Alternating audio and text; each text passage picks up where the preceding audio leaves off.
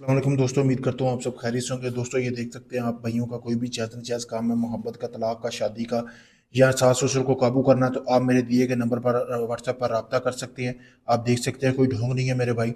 आप काफ़ी लोगों को आज़मा चुके हैं, तो आप एक बार मुझे भी आज़मा के देखें आखिरी उम्मीद समझकर। मैं आपका वो काम मुकम्मल गारंटी और प्रूफ के साथ करके दूंगा।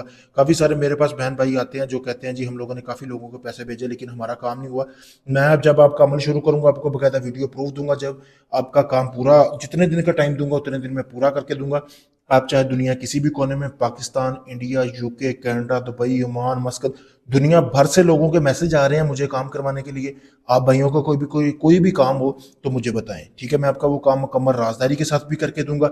अभी काफ़ी सारे लोग ये बोलेंगे कि जी मतलब कि वीडियो बनाने का मकसद मेरा ये है कि काफ़ी सारे लोगों को पता चल सके कौन बंदा सही है कौन नहीं है। क्योंकि लोग दूसरों को पैसे दे देते हैं फिर इधर आके मुझे बोलते हैं जी चाहे जी उस बंदे ने हमारा काम नहीं किया। जब आप ऐसे बंदों को पैसे देंगे तो काम कैसे होगा?